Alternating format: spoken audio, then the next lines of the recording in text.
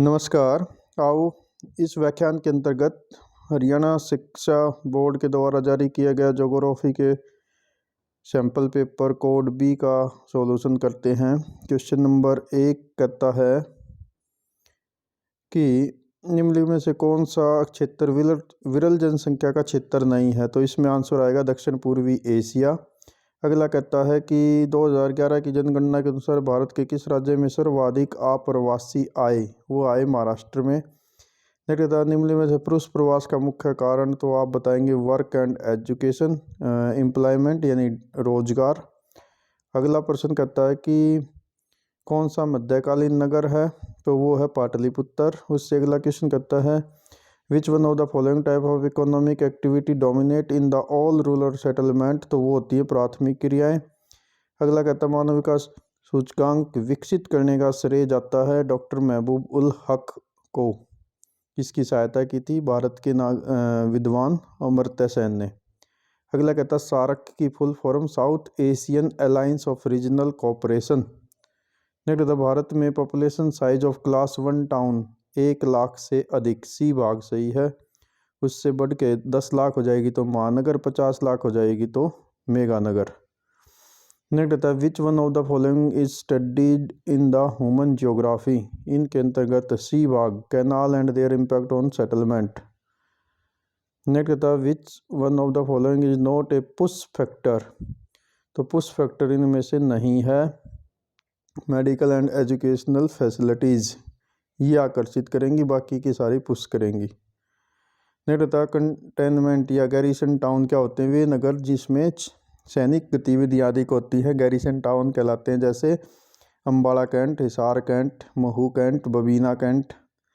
Next कहता है संचार क्या होता है? कम्युनिकेशन, अपने विचारों को एक स्थान से दूसरे स्थान पर भेजना संचार कहलाता है, जैसे पत्र पत्रिका, अखबार, इंटरनेट, रेडियो, टेलीविजन आदि। नेक्स्ट भारत के उत्तरी राज्यों में निम्न मानव विकास स्तर होने के कोई 2 कारण अत्यधिक जनसंख्या का होना और शिक्षा का स्तर। तो यहाँ पर ठीक है उत्तर भारत के राज्यों में। तो और दूसरा तो अत्यधिक जनसंख्या घनत्व लगा लीजिए। इसके अलावा औद्योगिकरण के दुष्प्रभाव आप कह सकते हो। तो ये सब कारण आप कहिए। नेक्स्ट इंदिरा गांधी नहर कमान क्षेत्र में सिंचाई के सकारात्मक परिणाम। तो सकारात्मक परिणाम हुए कि इंदिरा गांधी नहर राजस्थान में पहुंची तो जैसलमेर, बाड़मेर, जोधपुर इन जिलों में खेती का विस्तार हुआ, मरुस्थल का प्रसार रुक गया और वहाँ पर हरियाली बढ़ी, अंडरग्राउंड वाटर का लेवल बढ़ा। ठीक है। नेक्स्ट कहता स्वर्णिम चतुर्भुज क्या है। तो स्वर्णिम चतुर्भुज महामार्ग हैं जो दिल्ली, मुंबई, चेन्नई, कोलकाता को जोड़ने वाला भारत का महामार्ग है। नेक्स्ट कहता सन्नगर, महानगर और विश्व नगरी को परिभाषित करें। सबसे पहले आप बताइए मिलियन सिटी। वे नगर जिनकी जनसंख्या 10 लाख से अधिक होती है वे महानगर कहलाते हैं। जब किसी महानगर की जनसंख्या 50 लाख को पार कर जाती है तो वो मेगा सिटी या विश्व नगरी कहलाता है। और जब 2 बड़े महानगर या विश्व नगरी आपस में जनसंख्या का विस्तार होते होते बिल्कुल सट जाते हैं तो उनको सन्नगर कहते हैं। नेक्स्ट कहता है विकास और वृद्धि में क्या अंतर है। तो वृद्धि केवल एक पक्ष की होती है जबकि विकास का अर्थ होता है सर्वांगीण विकास। यानी जैसे जनसंख्या में बढ़ोतरी होना एक वृद्धि कहलाएगा, जबकि जनसंख्या में बढ़ोतरी के साथ साथ शिक्षा और रोजगार के अवसरों में बढ़ोतरी विकास कहलाएगा। नेक्स्ट ग्रामीण बस्ती प्रतिरूप। इसमें आप पैटर्न बताएंगे, जैसे रेखिक प्रतिरूप, चौंकपट्टी प्रतिरूप, तारक प्रतिरूप, गोलाकार प्रतिरूप। इनको बता के थोड़ा सा डायग्राम बना दो और थोड़ा एक्सप्लेन कर दीजिए।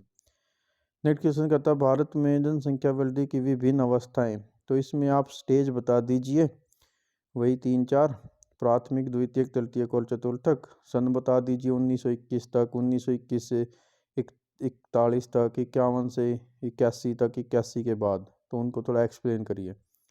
जल संभरण प्रबंधन क्या है और यह टिकाऊ विकास के लिए महत्वपूर्ण अदा करता है। तो इसमें जल संभरण प्रबंधन के बारे में आप बताएंगे कि किसी क्षेत्र में नदी के जो प्रवाहित जल क्षेत्र होता है उसको मैनेज करना, उस पर डैम बनाना, उसके कैनाल आदि का विकास करना, रास्तों को डाइवर्ट करना।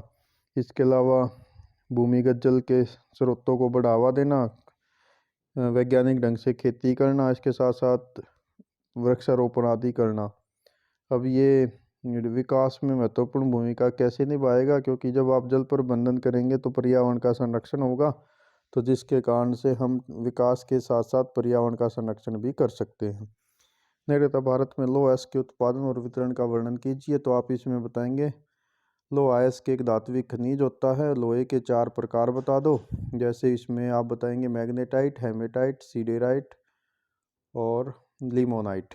इनका वर्णन कर दो थोड़ा सा, और इसका उत्पादन वितरण आप बता दीजिए कि भारत में लौह अयस्क का उत्पादन होता है छोटा नागपुर के पठारी प्रदेश में, जिसके अंतर्गत उड़ीसा, झारखंड, इसके साथ साथ मध्य प्रदेश के पूर्वी भाग, छत्तीसगढ़, इसके साथ साथ कर्नाटका का भद्रावती क्षेत्र, गोवा, इन सब में कोयला लोहा अयस्क मिलता है। तो ये आप थोड़ा डिटेल में वर्णन करिए। नेता भारत में 1901 से 2011 तक नगरीकरण की प्रवृत्तियों पर नोट लिखिए। तो इसमें आप 1901 से शुरू करेंगे। 1931 को नगरीकरण की प्रवृत्ति का विभाजक वर्ष माना जाता है, क्योंकि उसके बाद भारत में नगरों की प्रगति तेजी से हुई। फिर इनमें डिटेल आप देते चले जाइए कि किस प्रकार से नगरों का विकास हुआ। फिर जो प्रशासनिक राजधानियाँ वगैरह हुई, औद्योगिक नगर हुए, जैसे जमशेदपुर विकसित हुआ 1907 में, वहाँ पर Tata iron and steel company लगने के कारण। तो इस प्रकार से आप इनको डिटेल करिए। और लास्ट में आप बताएंगे 2001 में भारत में जो महानगर थे वो 35 थे, 2011 में ये 53 हो गए हैं।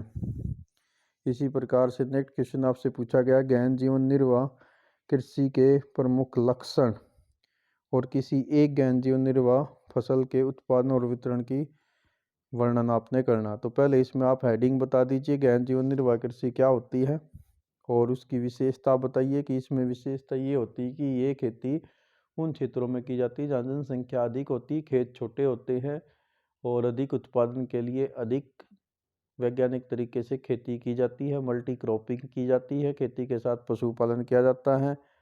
और इसमें किसी एक फसल में, जैसे आप या तो चावल का वर्णन कर दो या गेहूं का कर दो।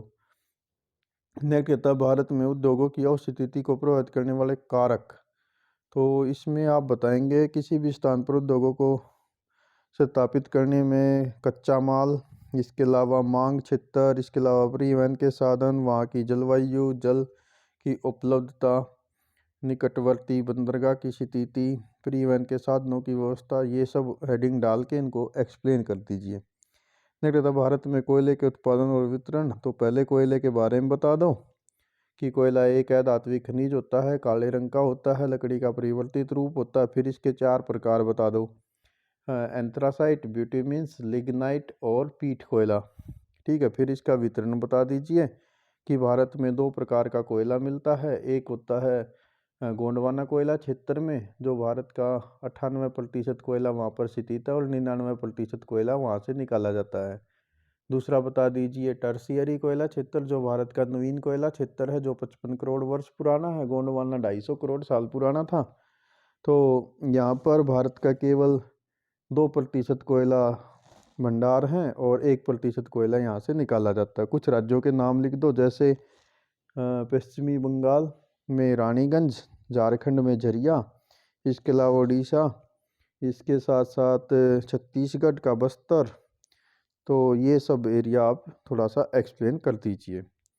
नेक्स्ट, परिवहन के कितने प्रकार होते हैं और किसी एक प्रकार का वर्णन कीजिए। तो परिवहन के प्रकार होते हैं 4 या 5, आप बताइए। सड़क परिवहन, रेल परिवहन, वायु परिवहन, जल परिवहन, रज्जू मार्ग, और किसी एक का थोड़ा एक्सप्लेन कर दीजिए कम से कम 120 शब्दों में। नेट कहता है मानव विकास प्राप्त करने हेतु कौन से उपागम अपनाए जाते हैं। तो इसमें आप बताएंगे उपागम, मानव के उपागम में आप आय उपागम, कल्याणपरक उपागम, समता उपागम, ठीक है, सतत पोषणीयता, इस पर इन सबको हेडिंग डाल के इनको एक्सप्लेन करिए। और वर्ल्ड मैप पे आप दिखाएंगे पेरिस, ये यूरोप में है, फ्रांस की कैपिटल, टोक्यो जापान की राजधानी है, एरिया ऑफ राइस कल्टीवेशन में आप चीन या भारत दिखा दो, टी प्लांटेशन में भारत का पूर्वोत्तर दिखा दो, और रिवर गंगा तो उत्तर भारत के मैदान में गंगा नदी दिखा दीजिए। तो ये था आपका कोड बी।